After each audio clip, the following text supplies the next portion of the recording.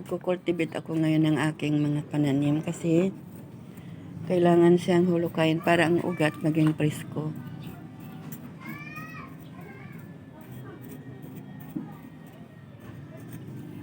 Kada Sabado ito ang aking ginagawa para ang aking mga halaman maging malusog siya at madali siyang ma-harvest.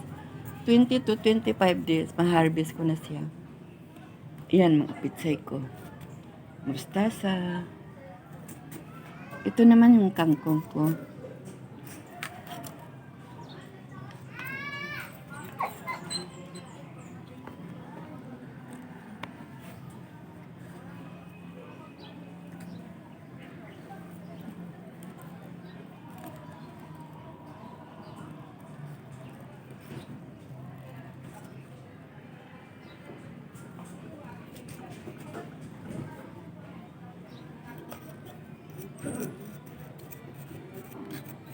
Linggo-linggo, kinukultivate ko ito para ang mga ugat nito magkakaroon siya ng hangin sa ilalim ng lupa.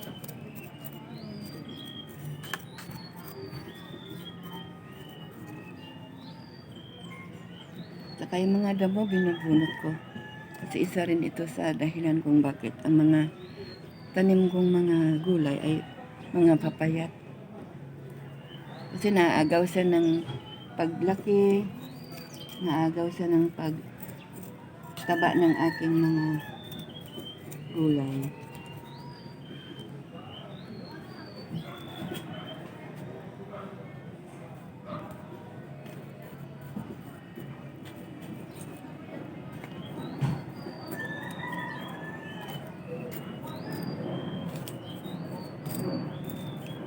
Ito ang kangkong ko sa aplan. Itong aplan kangkong. Itong aplan kangkong. Sinubukan kong magtanim ng aplan kangkong para hindi naman siya yung palagi lang nagtatanim ako ng nilalagay ko sa tubig. Ang pinagputulan kong kangkong na ginugulay ko, nilalagay ko sa tubig. Pero mga ilang buwan lang, payat na siya. Kaya may sinusubukan ko magtanim ng aplan kangkong at ito nga malalaki na sila. Oh.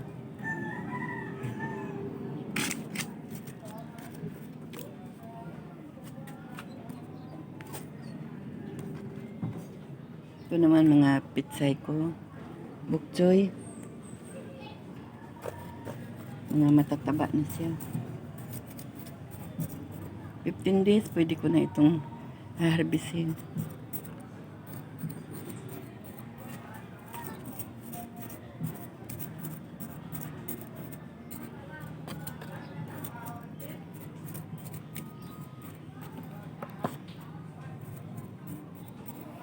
Kada Sabado ito ang aking ginagawa.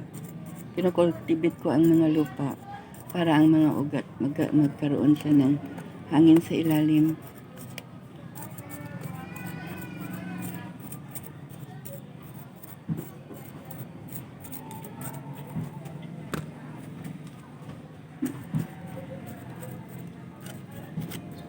Dito lang sa terrace, makakagulay ka na.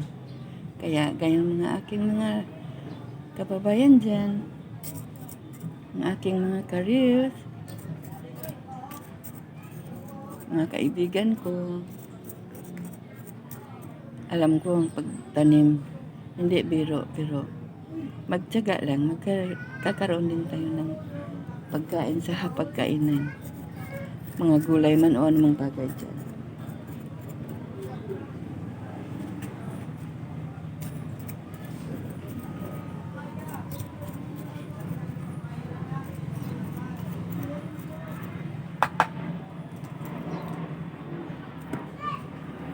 Tulad yan.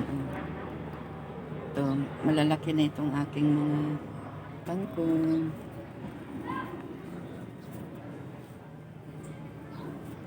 Aking kangkong. Malaki na. Ito, marami yan sila. Marami yan sila. Kaya inaabunuhan ko ito tuwing kalawang linggo.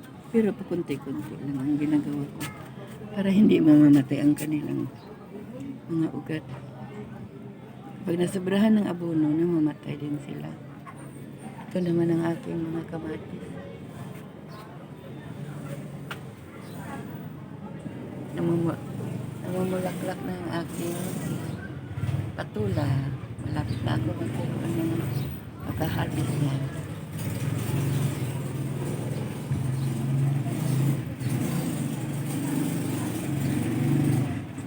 Kada linggo o Sabado, ito lang aking libangan.